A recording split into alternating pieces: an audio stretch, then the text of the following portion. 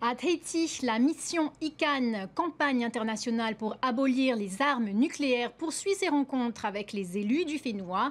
Son directeur pour la France, Jean-Marie Collin, a évoqué la mémoire des essais nucléaires, la reconnaissance et la réparation pour les victimes. Il appelle aussi la France à soutenir le traité sur l'interdiction des armes nucléaires adopté par l'Organisation des Nations Unies. On en parle tout de suite avec lui. Yaorana, Jean-Marie Collin, Bonjour, merci d'être avec nous. merci. Quel était l'objectif principal de cette visite au Fénois? L'objectif principal, c'est d'expliquer le traité sur l'interdiction des armes nucléaires et la nécessité que l'on entende la parole des élus polynésiens sur la question de l'interdiction de la bombe. La parole polynésienne, on l'a beaucoup entendue et on doit encore l'entendre sur la question des conséquences des armes nucléaires, mais on a besoin de l'entendre aussi sur l'interdiction de cette arme pour éviter qu'à nouveau on ait de telles conséquences. Alors justement, vous avez rencontré plusieurs élus locaux. Qu'avez-vous voulu leur faire passer comme message?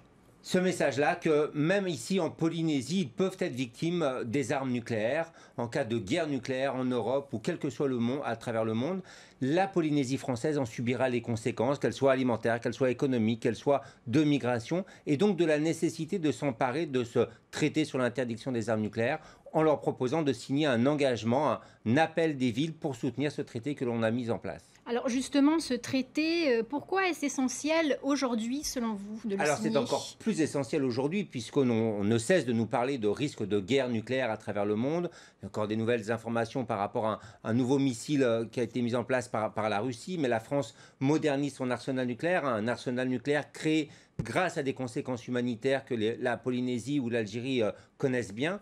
Et donc, on doit comprendre que les armes nucléaires, ce n'est pas quelque chose de positif. C'est un vrai problème aujourd'hui pour la société, pour la Polynésie, pour le reste du monde. Et il faut donc l'interdire globalement et avec l'aide des élus polynésiens. Alors justement, la France refuse de signer ce traité tout en reconnaissant les victimes ici, en Polynésie. Pour vous, c'est un double langage. Est-ce vraiment une contradiction? Oui, c'est une vraie contradiction, puisqu'effectivement, on a une loi Morin qui a été obtenue grâce au travail des associations, il faut le rappeler, l'association de Mololatatu, de la Veine en France notamment, de l'Observatoire des armements, de Bruno Barillot, qui ont aidé à la création de ces lois. Ça a poussé le gouvernement français à créer une loi. On reconnaît ces victimes avec un ensemble de difficultés, mais sur le plan international, la France ne veut pas voter en faveur de résolutions qui reconnaissent ces victimes. Donc c'est là où on a un double jeu, on a un double discours, et c'est directement une offense à ces victimes. Le contexte international est très tendu, notamment avec la Russie. Dans ces conditions, les grandes puissances peuvent-elles vraiment renoncer à l'arme nucléaire? La question, c'est pas peuvent-elles, c'est quand elles vont réaliser ce désarmement nucléaire. Elles sont obligées de le faire.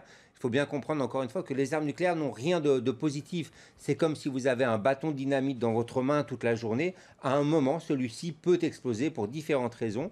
Jusqu'à présent, nous avons eu de la chance. On peut parler de la crise de Cuba, par exemple. Cette chance ne va pas durer éternellement et il est donc nécessaire que l'État français s'engage dans ce processus. Et pour ça, on a besoin de la parole des élus de Polynésie française en leur demandant notamment de participer à la prochaine conférence du traité sur l'interdiction des armes nucléaires en tant que délégation parlementaire officielle.